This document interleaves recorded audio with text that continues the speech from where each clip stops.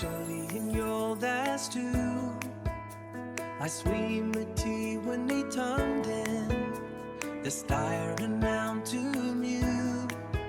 And can land a pole that sunk he died.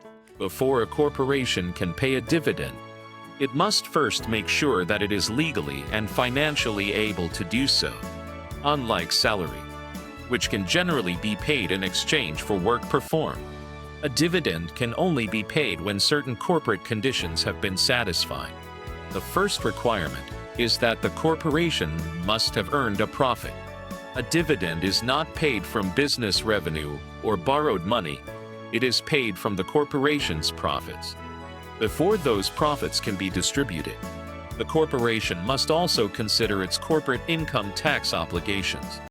After corporate taxes have been paid, the remaining after-tax profits become part of the corporation's retained earnings. Retained earnings represent the accumulated profits that remain inside the corporation after taxes and previous distributions. These retained earnings provide the source from which dividends are normally paid. If the corporation does not have sufficient retained earnings or distributable profits, it may not be appropriate to declare a dividend. Another important requirement is that the recipient must actually be a shareholder. Dividends are paid because a person owns shares in the corporation, not because they work for the business. The amount of the dividend is generally based on the class and number of shares that each shareholder owns. Perhaps the most important step in the process is obtaining approval from the board of directors. Under Canadian corporate law, shareholders do not simply decide to pay themselves dividends. Instead, the board of directors must formally declare the dividend by approving a board resolution. This legal document records the amount of the dividend, the shareholders entitled to receive it, and the date on which it is declared. Only after these requirements have been met can the corporation move forward with paying the dividend. In summary, the corporation first earns a profit, considers and pays its corporate taxes, accumulates retained earnings, and then the board of directors decides whether a dividend should be declared. This formal approval is what transforms corporate profits into a legal dividend that can be distributed to shareholders.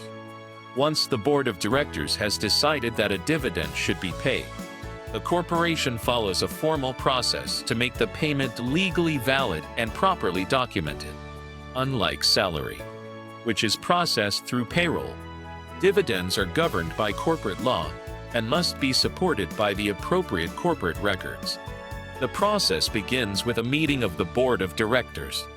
During this meeting, the directors review the corporation's financial position and determine whether there are sufficient after-tax profits available for distribution.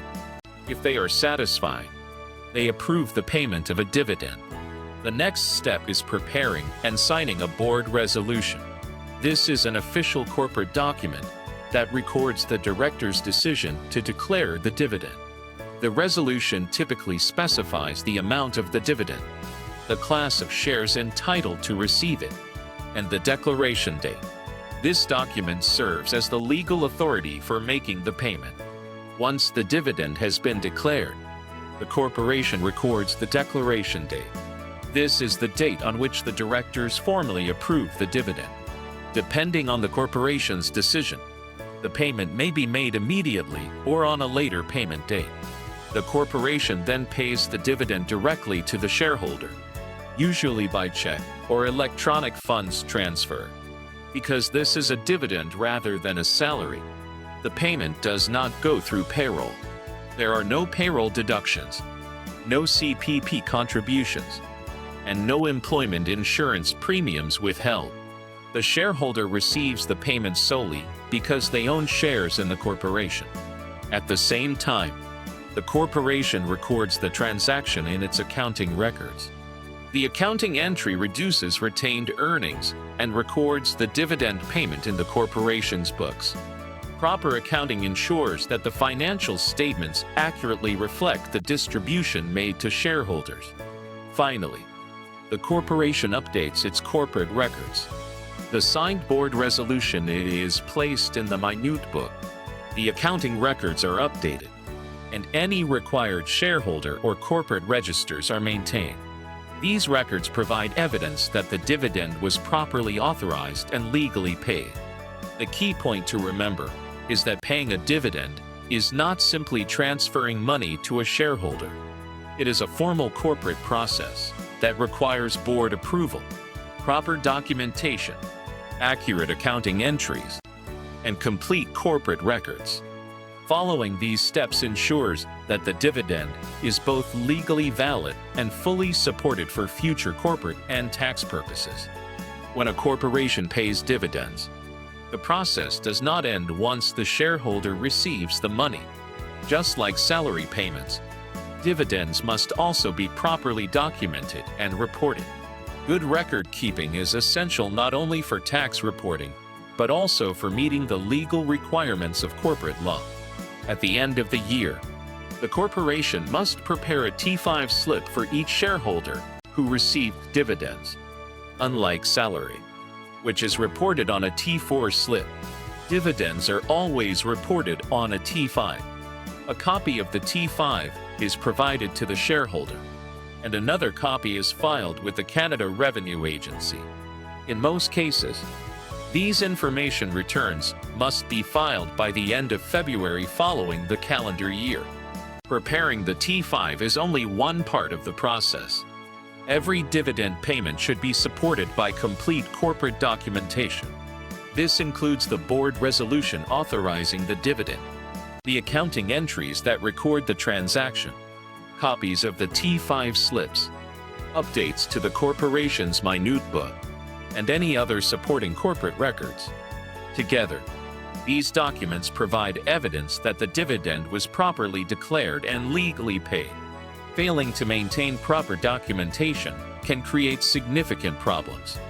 Some of the most common mistakes include paying dividends without obtaining board approval, failing to prepare or retain the necessary corporate records, reporting incorrect amounts on the T5 slip, or confusing dividends with salary. These errors can lead to CRA reassessments, penalties, and unnecessary questions during a corporate review or audit. If the CRA reviews a corporation's dividend payments, it will typically look for evidence that the dividends were properly authorized and accurately reported. Auditors may examine the board resolutions, accounting records, T5 slips, the corporation's minute book, and shareholder registers to verify that every dividend payment is fully supported. For this reason, experienced accountants always recommend treating every dividend as a formal corporate transaction rather than simply transferring money to the shareholder. Good documentation protects both the corporation and its shareholders by demonstrating that the payment complied with both corporate law and tax requirements. The key takeaway is that paying a dividend involves much more than issuing a check or making an electronic transfer. Proper board approval, complete corporate records, accurate accounting entries, and timely T5 reporting are all essential parts of the dividend process. When these steps are followed consistently, the corporation remains legally compliant and well prepared for any future CRA review.